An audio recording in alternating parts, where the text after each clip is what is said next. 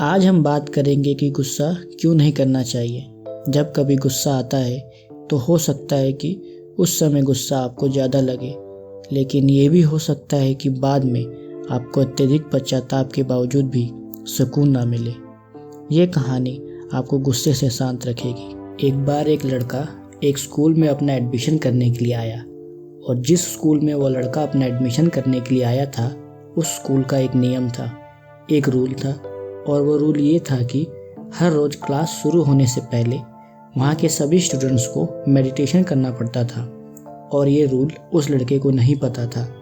तो उस लड़के का एडमिशन होने के बाद जब वो लड़का क्लास के लिए आया तो वहाँ के गुरुओं ने उससे कहा कि तुम्हें भी क्लास शुरू होने से पहले आधा घंटा मेडिटेशन करना पड़ेगा। वो लड़का मेडिटेशन करने के लिए बैठा और मेडिटेशन करने लगा, लेकिन 2 मिनट के बाद ही उस लड़के को गुस्सा आने लगा और उसने अपनी आंखें खोल ली और वो मेडिटेशन से उठ गया।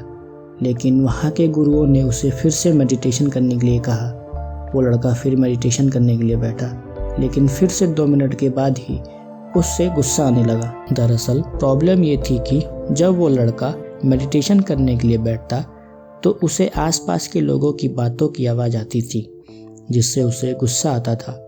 और उस लड़के के साथ रोज़ ऐसा ही होने लगा। 3 दिन बीतने के बाद उसने अपनी ये प्रॉब्लम उस स्कूल के एक गुरु को बताई, और उस लड़के ने उस गुरु से यह भी कहा कि जब हम मेडिटेशन करते हैं तो यहाँ के लोगों को बातें करने के लिए मना कीजिए, क्योंकि जब ये डिस्टर्बेंस होता है तभी मुझे गुस्सा आता है। और जब मैं मेडिटेशन करता हूँ और कोई मुझे डिस्टर्ब करता है तो मेरा मन उस इंसान को मारने के लिए करता है। इसीलिए मुझे मेडिटेशन करने के लिए शांत वातावरण चाहिए।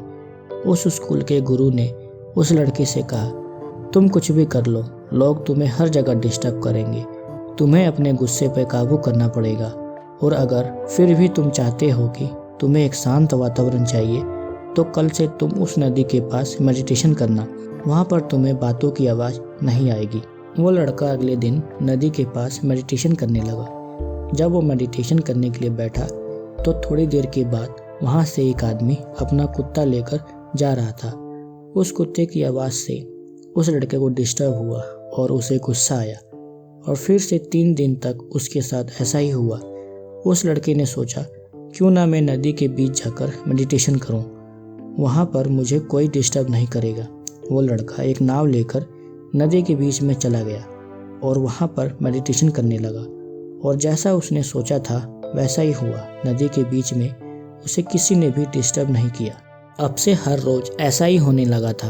वो लड़का अपना मेडिटेशन अच्छे से कर रहा था, लेकिन 1 हफ्ता बीतने के बाद जब वो लड़का नदी के बीच में मेडिटेशन कर रहा था तभी उसे पानी की छप-छप की आवाज़ आई। उसने आंखें खोलकर देखा तो उसे अपने सामने एक नाव दिखी जो कि उसकी तरफ आ रही थी। उस लड़के ने उस नाव की तरफ देखकर चिल्लाते हुए कहा, अपनी नाव यहाँ पर मत लाओ, यहाँ पर मैं मेडिटेशन कर रहा हूँ। उस नाव में से कोई आवाज़ नहीं आई। लड़के ने दोबारा चिल्लाते हुए कहा, लेकिन फिर से नाव उसकी तरफ आ रही थी और उस नाव ने लड़के की नाव को टक्कर मार दी। अब लड़के को बहुत गुस्सा आ गया था। लड़के ने सोचा, इस नाव में जो भी होगा उसे अब मैं नहीं छोड़ूंगा। लड़का जैसे ही उस नाव के अंदर गया, लड़के ने देखा उस नाव में कोई नहीं था। लड़के का गुस्सा शांत हो गया।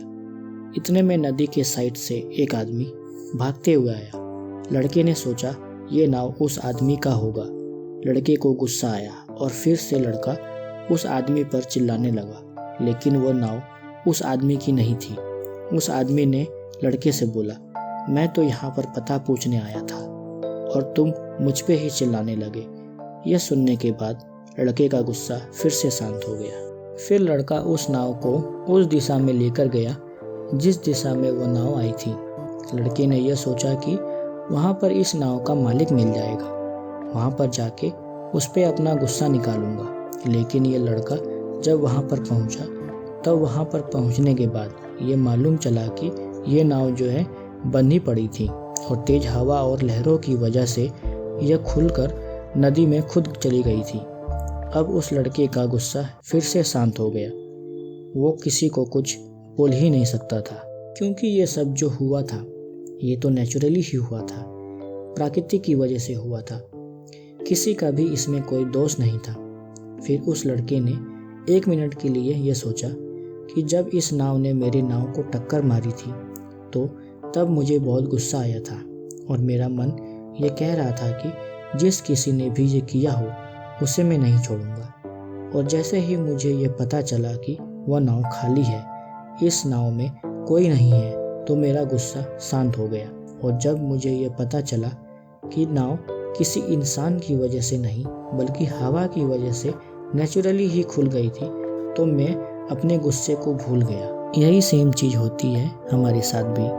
जब हमें किसी चीज़ पर गुस्सा आता है और वह चीज़ किसी इंसान की वजह से होती है तो हम अपना गुस्सा उस इंसान पे तो निकाल लेते हैं, लेकिन जब कोई चीज़ प्रकृति की वजह से होती है, नेचुरली होती है, तो हम अपना गुस्सा किसी पर भी निकाल नहीं सकते। और जब इंसान को गुस्सा आता है तो वह अपना आपा खो देता है। गुस्से में इंसान का दिमाग काम करना बंद कर देता है, जिससे इंसान वो सब कुछ कर देता है जो उसे नहीं करना चाहिए। गुस्से में लिया गया कदम इंसान को और तकलीफ और बुरा बनाता है। इसलिए याद रखिए, जब भी गुस्सा आए हमें बस ये सोचना है कि यह प्राकृतिक ने किया है और अपने गुस्से को भूल जाइए। याद रखिए, गुस्से का आना इंसान कंट्रोल नहीं कर सकता, पर इंसान गुस्से में शांत रहकर किसी को माफ़ जरूर कर सकता है।